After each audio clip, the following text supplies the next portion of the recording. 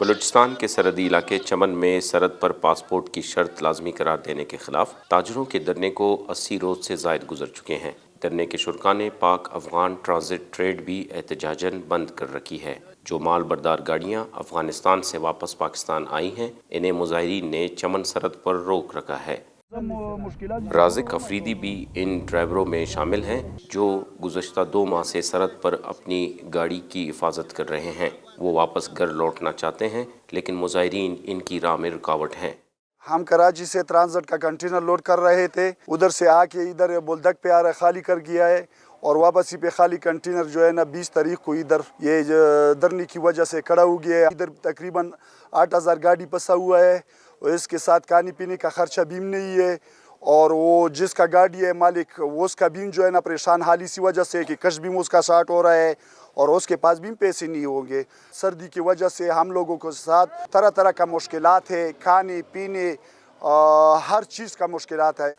بلوچستان میں ٹرانسپورٹ کے شعبے سے وابستہ افراد کا کہنا ہے کہ چمن سرحد پر مال بردار گاڑیوں کو گزشتہ 2 ماہ سے واپس جانے کی اجازت نہیں دی جا رہی۔ ان میں ایسی گاڑیاں بھی شامل ہیں جو افغان پناہ گزینوں کو افغانستان پہنچا کر واپس پاکستان لوٹی ہیں۔ یہ ہمارے تقریباً 4000 گاڑیاں کھڑی ہیں، ان میں سامان نہیں ہے، کچھ وہاں سے سامان ہے، کچھ گیس بوزدر ہے، کچھ وہاں سے سامان لانے میں گاڑیاں ہیں، کچھ اکثر خالی گاڑیاں ہیں۔ یہ وہاں سامان لے کر افغانستان گئے تھے، یا کچھ جہاں سے افغان جو مہاجرین کو گورنمنٹ نکال رہا ہے ان کو پہنچانے کے لے کے گئے تھے، واپس ان کو سب کو پکڑ کے کھڑا کیا ہے۔ ابھی 40-50 دنوں کی گاڑیاں کھڑی ہیں، ہمارا کروڑ روپے کا نقصان ہوا اس 40-50 دن میں۔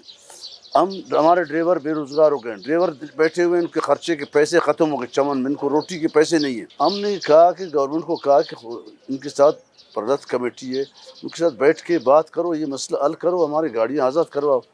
گورنمنٹ بھی ابھی تک کچھ نہیں کر رہے ہیں۔ بلوچستان حکومت کا دعویٰ ہے کہ انتظامیہ چمن میں ٹرانسپورٹرز کے لیے راستہ کھولنے کے لیے ہنگامی بنیادوں پر اقدامات کر رہی ہے اور جلد ہی مسئلہ حل ہو جائے گا۔